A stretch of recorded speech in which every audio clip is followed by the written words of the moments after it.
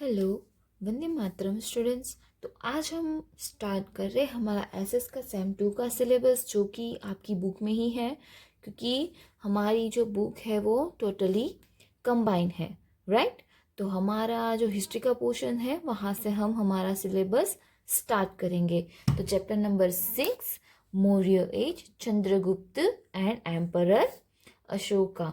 तो हम लर्न कर रहे हिस्ट्री के पोर्शन का चैप्टर जिसका नाम है मौर्य युग, चंद्रगुप्त और सम्राट अशोक। इस चैप्टर में हम मौर्य युग के बारे में लर्न करेंगे, जिसके राजा हो गए चंद्रगुप्त, सम्राट अशोक, बिंदुसार एटसेट्रा। तो उनकी हिस्ट्री के बारे में, उनके साम्राज्य के बारे में, उस समय उन्होंने क्या क्या अचीवमेंट्स किए और क्या क्या स्ट्रगल्स किए, ओके, और उनकी कुछ लाइफस्टाइल्स के बारे में। As it was Sunday, all the children of the society gathered in the ground to play cricket. Bhavya and Jalpa formed teams. Coins was tossed to decide bowling and batting. अभी क्यों, कौन सा day था वो? Sunday था, इसीलिए सब लोग ग्राउंड में क्रिकेट खेलने के लिए इकट्ठा हुए थे।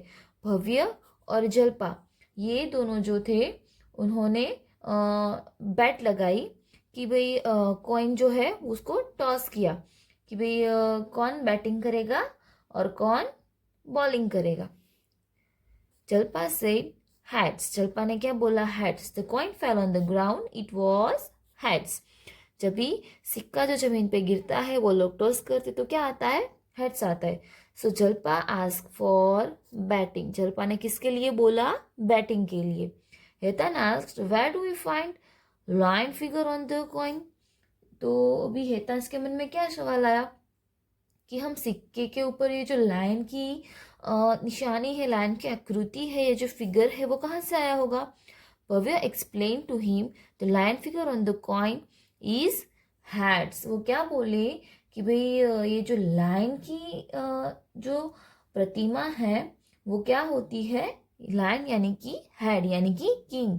The line figure has been engrave on the huge pillar of the Sarnath. Sarnath का जो पिलर है, सारनाथ का जो स्तंभ है, वहां पे लायन का जो फिगर है वो ड्रॉ किया गया है। This pillar was built by emperor Ashoka of Maurya dynasty. अभी ये जो पिलर है वो मौर्य वंश के सम्राट अशोक के द्वारा उसका निर्माण किया गया है। India has recognized it as a national symbol. India ने उसको अपने राष्ट्रीय प्रतीक के स्वरूप में उसको एक्सेप्ट किया है। अभी आप यहाँ पे देख सकते हो lion capital of Sarnath. Sarnath का जो स्तंभ है वहां पे लायन की फोटो है। ये 3 दिशा वाले लायन से, वैसे कि 4 डायरेक्शन में है, लेकिन यहाँ पे हमें ओनली 3 दिखे थे। 4th वाला जो है वो बैक साइड है।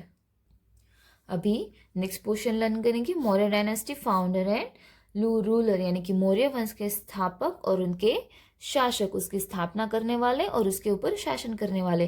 तो पहला है Chandragupta Maurya, founder of Maurya dynasty 321 before Christ to 297 before Christ. अभी वो चंद्रगुप्त मौर्य कौन थे? मौर्य वंश के स्थापक थे।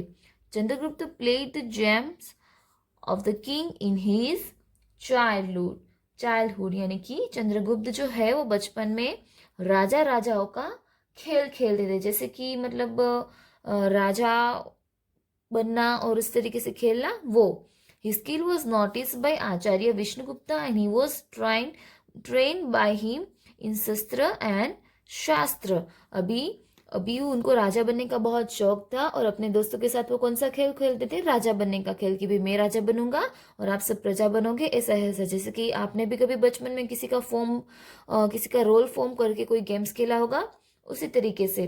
तो इसके अंदर एक कला थी जो उनके आचार्य, क्या नाम है उसका? विष्णुगुप्त। चंद्रगुप्त आचार्य का नाम है विष्णुगुप्त। उन्होंने उनको शिक्षा दी, उनको तालीम दी शस्त्र और शास्त्र के विषय में। Chandragupta Maurya with the help and guidance of Chanakya defeated last emperor of Nanda dynasty, Dhananand, in 321 BC and took the throne of Magad and founded Maurya वंश। अभी चंद्रगुप्त वंश, चंद्रगुप्त के उसके बाद के, विष्णुगुप्त के बाद के गुरु कौन थे? गुरु चाणक्य। चाणक्य बहुत ही फेमस गुरु थे और साथ ही साथ चाणक्य नीति जो आती है, उनकी बुक्स होती है, उनके आइडियाज़ होते हैं, वो बहुत बड़े मतलब विचारक थे, बहुत बड़े एडवाइज़र भी थे चाणक्य। उसकी बुक्स भी पब्लिश होती है और बहुत सारे लोग उसको फॉलो भी करते हैं। तो ये जो चाणक्य है बहुत ही होशियार थे, उनकी गाइडेंस के मुताबिक चंद्रगुप्त मौर्य ने उनको फॉलो किया और नंद डायनेस्टी के जो लास्ट राजा थे धननंद, उसको 321 बिफोर क्राइस्ट के समय में उसको हराया और मगध का ताज अपने हाथ में ले लिया और मगध में मौर्य वंश की स्थापना की। Chandragupta got full benefit of और Chanakya skill in politics and administration. Chanakya की नीति जो थी, चाणक्य के कुछ अपने खुद के रूल्स थे, तो उसके हिसाब से उसको फॉलो करके हुए और उनकी हेल्प की मदद से उन्होंने पॉलिटिक्स एंड एडमिनिस्ट्रेशन में बहुत हेल्प मिली। फ्रॉम अर्थशास्त्र written by Chanakya we get information about political, economical and social life of people of that time। अभी चाणक्य ने कौन सी बुक लिखी है? अर्थशास्त्र। तो अर्थशास्त्र अभी कॉमर्शियल फील्ड जो है उसमें बहुत बड़ा सब्जेक्ट भी आता है, साथ ही साथ हमारी कंट्री में भी अर्थशास्त्र बहुत ही इम्पोर्टेंट पार्ट और इम्पोर्टेंट रोल प्ले करता है। तो चाणक्य ने उनकी बुक अर्थशास्त्र नामक एक बुक लिखी है जिसमें उन दौरान के समय की political life, economical life, social life का वर्णन किया गया है। चाणक्य's diplomatic guidance played a very important role in चंद्रगुप्त's achievement। Chanakya के जो मुस्तिरी वाले मार्गदर्शन थे, यानी कि जो कॉन्सेप्ट होता है उनका, उसके ऊपर फोकस करके साथ ही साथ हम अल्टरनेटिवली किस तरीके से अपना गोल अचीव कर सकते हैं, इस तरीके की गाइडलाइंस जो है उन्होंने चंद्रगुप्त की लाइफ में और उसके अचीवमेंट्स में बहुत बड़ा रोल प्ले किया। Chandragupta conquered 4 territories, Kabul, Kandahar, Herat and Balochistan. Chandragupta ने 4 जो है एरिया उसको हासिल किया था। कौन कौन से? काबुल, कंधार, हेरात और Balochistan. After defeating Greek king Seleucus Nicator, जो ग्रीक राजा थे सेल्यूकस निकोटर, उसको हरा के ये 4 साम्राज्य उन्हें हासिल किए। Being impressed by Chandragupta's bravery, Seleucus married his daughter Helena with Chandragupta and sent his ambassador Megasthenes to his court। अभी क्या हुआ कि चंद्रगुप्त ने एक राजा जो थे, ग्रीक राजा थे, हमारे इंडिया के नहीं थे, ग्रीक के थे वो राजा, उनको हरा दिया और उनको हरा के उन्होंने काबुल, कांडार, हेरात एंड बलूचिस्तान को अचीव कर लिया। तो सेल्यूकस निकोटर चंद्रगुप्त से बहुत ही इम्प्रेस हुए। उन्होंने अपनी बेटी हेलेना जो है उसकी शादी चंद्रगुप्त के साथ करवाने की इच्छा रखी और अपने राजदूत जो थे उसको मेगास्थनीस, उनके राजदूत का नाम था मेगास्थनीस, उसको चंद्रगुप्त के दरबार में भेजा गया। During his stay in Pataliputra, Megasthenes brought a book indica which provides important and basic information about the capital and administration of Magad Empire। अभी जो मेगास्थनीस थे वो पाटलिपुत्र में रहे और पाटलिपुत्र में रहने के दौरान उन्होंने इंडिका नामक एक पुस्तक जो है उसमें से, जो उनका मगध का जो कैपिटल है पाटलिपुत्र, उसके एडमिनिस्ट्रेशन के बारे में उन्होंने जानकारी ली और इंडिका नामक एक बुक लिखी। तो यहाँ पे क्या स्टोरी हुई? चंद्रगुप्त जो थे उसके पहले गुरु थे विष्णुगुप्त, उसके बाद उन्होंने शस्त्र और शास्त्र की विद्या उनके पास से ली। उसके बाद चाणक्य की मदद से उन्होंने मौर्य वंश की स्थापना की, धननंद को हरा के, जो नंद डायनेस्टी के राजा थे। फिर मगध की कैपिटल बनी पाटलिपुत्र। उसके बाद उन्होंने ग्रीक राजा सेल्यूकस निकोटर को हराया, काबुल, कंधार, हेरात एंड बलूचिस्तान को अचीव किया।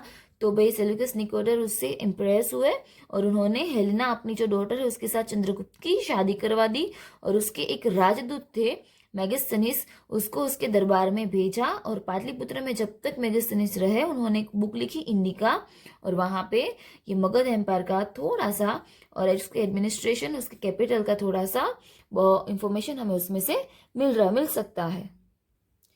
नेक्स्ट टॉपिक है एक्सटेंशन ऑफ स्टेट, यानी कि उनका राज्य विस्तार। Chandragupta tried to establish a sovereign power over whole of India by spreading his authority with the valour diplomacy of Chanakya in other regions of India. अभी चंद्रगुप्त अपनी वीरता के साथ साथ चाणक्य की जो राजनीतिक कुशलता थी उसकी मदद से अपनी सत्ता का प्रसार भारत के अन्य जो प्रदेश है उन सभी में भी किया, और पूरे भारत के ऊपर वो अपना सत्ता का प्रसार करना चाहते थे, और एक सार्वभौम सत्ता यानी कि पूरी सार्वभौम यानी कि पूरे भारत की भूमि में उनकी सत्ता वो हासिल करना चाहते थे। He ruled in north India for Afghanistan, Peshawar, Kandahar to Bengal in the east. उन्होंने नॉर्थ से अफगानिस्तान, पेशावर तक उन्होंने शासन किया, उसके बाद कांधार से बंगाल तक उनका शासन था। He extended his power even in western India also. India के वेस्ट पार्ट में, पश्चिम भारत पर भी उनकी सत्ता थी। It stated in some of the sources that he had his rule even in Saurashtra also. साथ ही साथ उन्होंने सौराष्ट्र में भी अपना शासन किया। He had appointed पुष्पगुप्त अवेश्य अमात्य एज इट्स गवर्नर। अभी वेश्य अमात्य जो थे उन्होंने अपना राज्यपाल उन्होंने बनाया था, जिसका नाम था Pushyagupta. Pushyagupta constructed Sudarshan lake by constructing dams on the rivers flowing from Girnar mountain in Girnar in Saurashtra. अभी पुष्यगुप्त जो थे उन्होंने क्या किया था कि जूनागढ़ में, सौराष्ट्र में जो गिरनार है वहाँ पे, जूनागढ़ पहले उनका नाम गिरिनगर था, राइट। यहाँ पे हमें लिखा है गिरिनगर, तो गिरनार जूनागढ़ का नाम क्या था, गिरिनगर। तो उस समय उसका नाम गिरिनगर था। वहाँ पे गिरनार माउंटेन है, तो उस माउंटेन में से जो रिवर फ्लो होती थी, नदियाँ निकलती थी, उसके ऊपर क्या बनाया, एक डैम का कंस्ट्रक्शन किया। किन्होंने किया, पुष्यगुप्त ने इस डैम का निर्माण करवाया। Konkan, Karnataka, Maharashtra and other region of southern India were also part of the Magad Empire। यानी कि कोंकण, कर्नाटका, महाराष्ट्र और जो दक्षिण भारत के जो अदर पार्ट्स थे वो भी उनके साम्राज्य का एक भाग थे। In the northwest, the territories up to western Gandhar or Afghanistan were also under the authority of Chandragupta. Thus, the sovereignty of Maurya Empire was practiced all over India। यानी कि पश्चिम गांधार जो है, जो अफगानिस्तान है, वहां तक का प्रदेश चंद्रगुप्त के अंडर में था, और इस तरह पूरे भारत पे मौर्य साम्राज्य की जो सार्वभौम सत्ता है वो स्प्रेड हो रही थी। अब यहाँ पे हमें एक मैप दिया गया है, जिसमें यहाँ पे पहले तो साइन है वो देखनी है, पिंक कलर का सर्कल है, places where archives have been found. Archives जो है यानी कि उसके अवशेष हमें मिले हैं। इस तरीके से जो पिंक सर्कल है, इस तरीके का मार्क से वहां से हमें इसके अवशेष मिले, और साथ ही साथ ट्राइंगल, ब्लैक ट्राइंगल है, वो है इम्पोर्टेंट टाउन। तो कौन कौन सी इम्पोर्टेंट टाउन है पहले वो हम देख लेते हैं।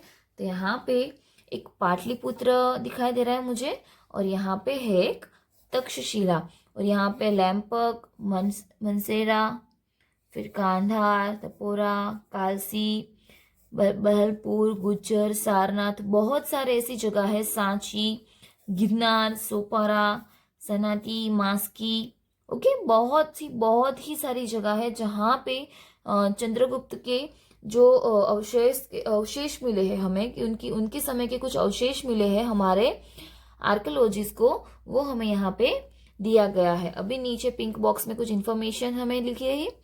एम्बेसडर और एनवॉय। एम्बेसडर यानी कि एक राजदूत, representative of one state sent to other state, यानी कि एक राज्य में से दूसरे राज्य में भेजा गया एक प्रतिनिधि।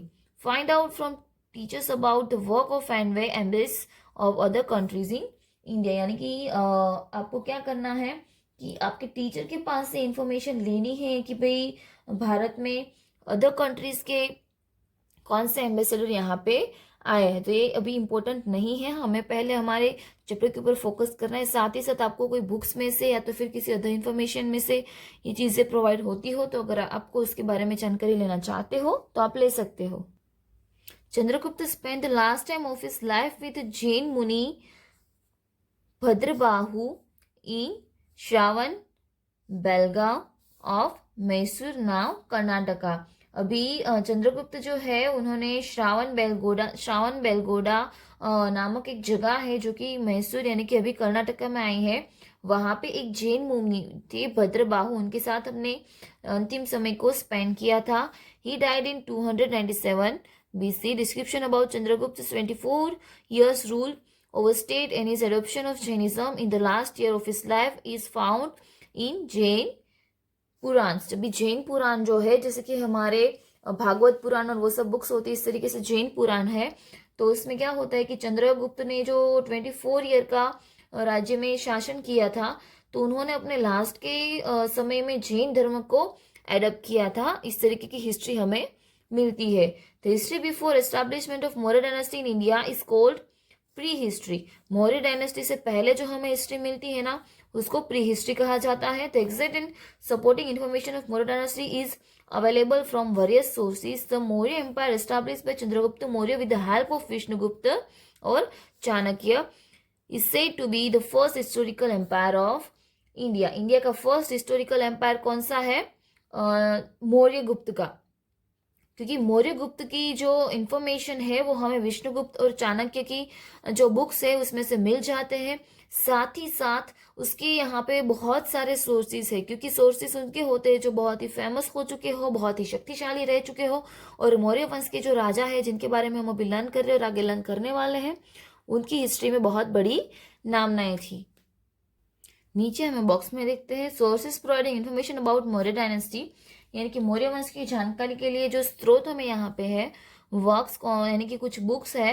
अर्थशास्त्र जो कि लिखी है विष्णुगुप्त, चाणक्य और कौटिल्य, दोनों एक ही है, तीनों एक ही है, विष्णुगुप्त, चाणक्य और कौटिल्य। उसके बाद है इंडिका जो कि लिखी है मेगास्थनीज। उसके बाद है दीपवंश एंड महावंश जो कि लिखी है बौद्ध ग्रंथ शिलोंग में। उसके बाद है मुद्र राक्षस जो कि एक ड्रामा है, वो लिखा है विशाखा दत्त नामक एक लेखक ने। In addition to this, historical information is also obtained from the stone inscription, pillar inscription, cave inscription, stupa and vihara. अभी जैन धर्म के उपासक थे चंद्रगुप्त मौर्य, तो जैन धर्म में जैसे हमारे टेम्पल्स होते हैं उस तरीके से मठ, स्तूप और विहार होते हैं। और साथ ही साथ कुछ हिस्ट्री हमें एक कुछ जो शिलालेख होती है, स्तंभालेख होती है, गुफालेख होती है, ओके, केव इंस्क्रिप्शन, गुफाओं में जो इंस्क्रिप्शन होता है उसको गुफालेखा बोलते हैं, उसमें से मिली रहती है। तो आज हमने चंद्रगुप्त की हिस्ट्री के बारे में लर्न किया। आज हमें इतना ही लर्न करना है, आगे का पोर्शन नेक्स्ट वीडियो से लर्न करेंगे, तब तक आपको ये अच्छे से समझ लेना है। वंदे मातरम।